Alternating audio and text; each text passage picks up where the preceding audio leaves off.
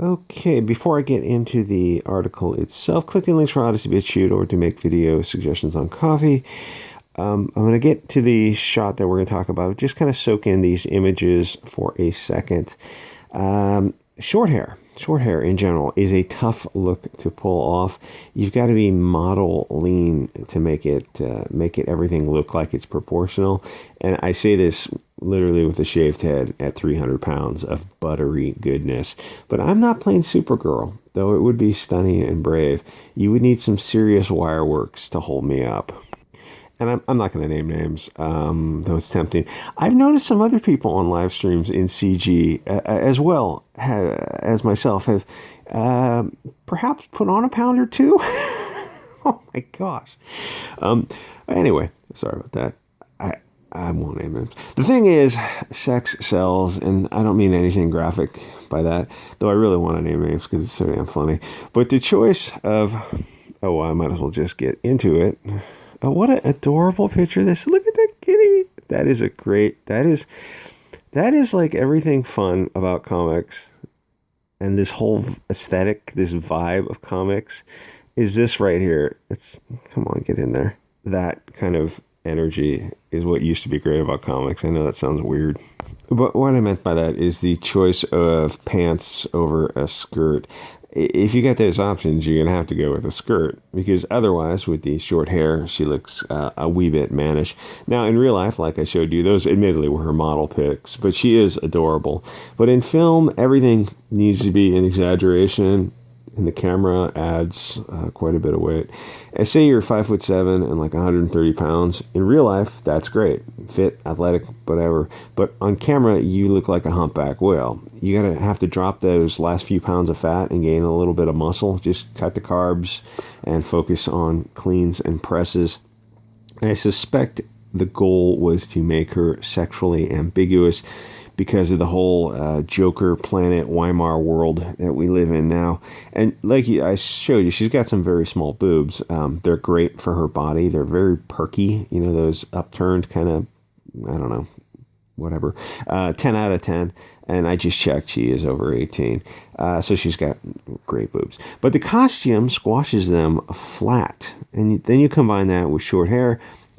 She looks like kind of a fat-assed man, sort of kind of like Ethan, who actually has a B-cup himself, unzips. Does any of this matter? No, because nobody will watch the show. Even her own family is not going to watch this, not after the first episode. Shows like this are not actually designed to be watched. One of their goals is to break even or make a little bit, as much profit as they can on the project itself, but it's to get the name of the characters either out there or keep them in the public dialectic, get the names of the actors, the directors out in the public. It's something to add to your resume. And plus, it sells ad space for 8 minutes per 30, or adds to the roster of a streaming service. The more bright, flashy crap that they have on that front page, the better. Lots of stunning and brave primary colors. They just need stuff on the screen so that when you scroll past it, you think it's worth $12 a month. It's content. It's not good content. Not like this great content gives me money on coffee. But if a stream only had good content, it would have like 3 shows. And plus, there is something for everyone. People want dopamine signaling, echo chamber confirmation, circle self-pleasuring. Yes, and yes, she's Spanish. Nobody cares because nobody will watch it. That isn't the issue so much as a very bad costume. Turn it into a skirt. Give her long hair, tall boots, so they kind of mimic thigh highs or something. Or give her thigh highs, what the hell, short boots. And a low-cut top.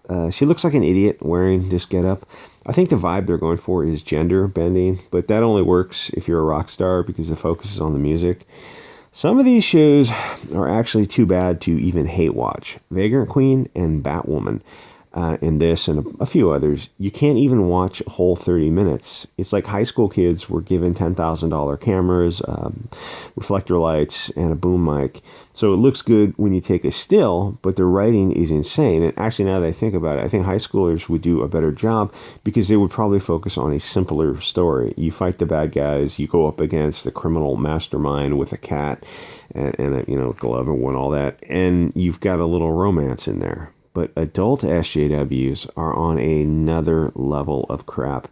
Everything is breastless, POC, short-haired, angry lady gym teachers. The thing with the SJWs in the industry like this is, like, it seems like everyone who's in this, who's working on this, are like all the shot callers. They're all SJWs. Like, yeah, we'll give her a unflattering costume that makes her look like a short, fat hobbit. We'll give her a short haircut to accentuate her chubby squirrel face, and, and the writing will be stupid. And we're gonna, like, what little boobs she has, we're gonna disappear them instead of giving her that. Well, I guess it was underwear basically. Here's the thing with superheroes, like, oh, she's wearing underwear, but it sexualizes. She's 22. If it sells, it sells. How well will this sell compared to something like this? Imagine her fighting crime in, I don't know, maybe perhaps not a bikini, but something pretty close to it. These shows aren't rocket science, and you're trying to do too many things. It's like, you're trying to make it woke with the writing. Then you're trying to make it look woke with the character choice and the costume design. It's like you're doing way too much. It's like comics do this when they have a character. It's like, okay, you're going to take a POC chick. Okay, that's one thing. If it's written well and she's smoking hot, you can hot Halle Berry it up type of thing. Give her some boobs. No. We're going to make her two vertical parallel lines. Just, straight A cups. Yeah. And then we're going to also make her a woman who likes other women. And we're going to make her angry all the time. At men, at any other race, not her own specific race. Yeah. Oh, we're going to make her trans too. Oh, and a communist, Bolshevik, Marxist, insane person. So you've kind of whittled down that audience to what? Like 3 people out of a third of a billion people? How well, yeah, it went 6 episodes. Hey, Bitch Planet, we're gonna go. What were they supposed to go? Like, it was written for, like, I don't know, like so many episodes, or yeah, it's gonna be 100 episodes or something. It's like, yeah, didn't do that well. And some of these stories and comics and shows, it's like they're getting to the point where they're selling so little that they passed breaking even, and now they're actually in the red. They're losing money. And I'm like, well, why are you still pushing this?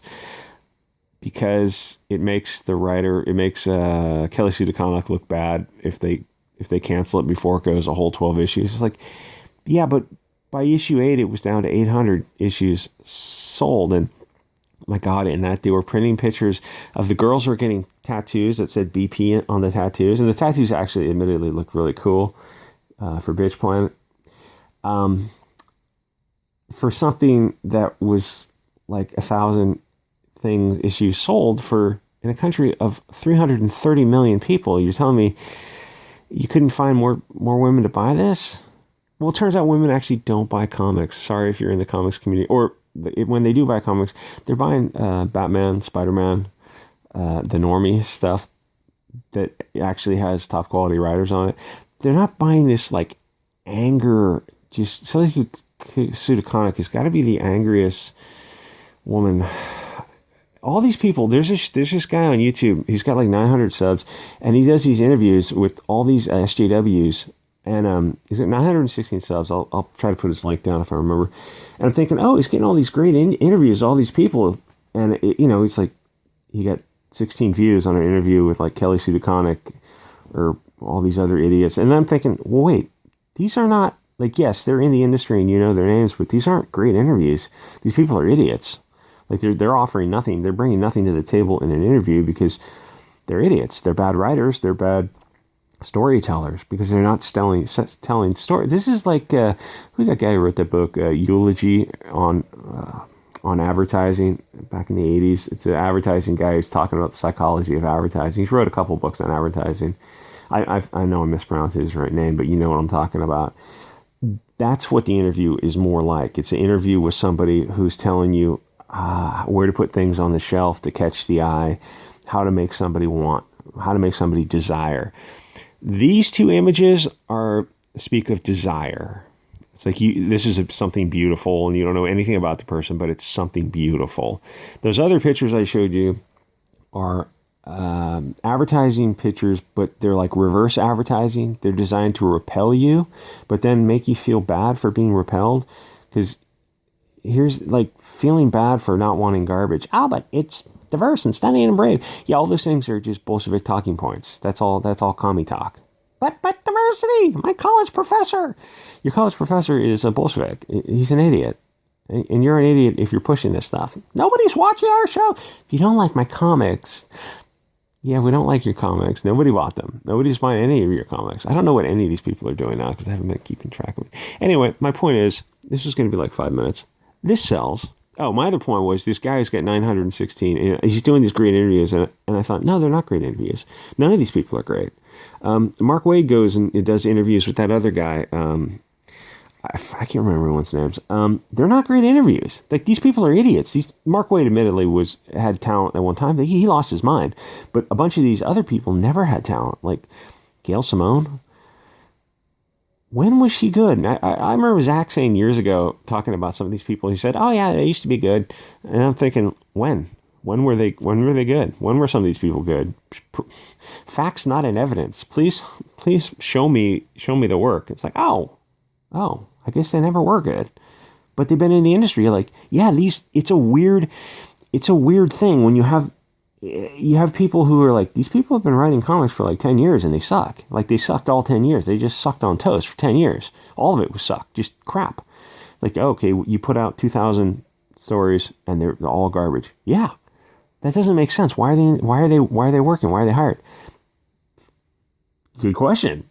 Why are shows like Catwoman and Batgirl and Vagrant Queen made? Hey, that's a brilliant question. Look at Vagrant Queen. It was shot well. The sets were just beautiful. The costumes were great. Everything was great. The sound, the lighting, like all the technical stuff was great. It's like that show cost, a lot of money to put together. What wasn't great? The writing. Why? Because you had a POC girl who liked other girls. And one of the girls was an alien. And you had a perfectly good-looking guy as a co-star. Most normal storytellers would say, oh, you need to have a little romance between those two characters because, 99% of us are male and female. We like some kind of interaction. Like, yes, they're different backgrounds, I shall say. But a lot of people are willing to overlook that for a good-looking man and a good-looking woman having some romance together, a little flirting. No, you had her go. And the chick who played the Vagrant Queen girl is beautiful. She's a beautiful model, I think. You had her fall in love with a female alien. There goes your audience. You had, how many people watched the show last night? 7,000. Oh, 700? No, not 7,000. Good job, you idiots. Anyway, like, comment, subscribe, guys. See you on Odysee, Chute, and Coffee.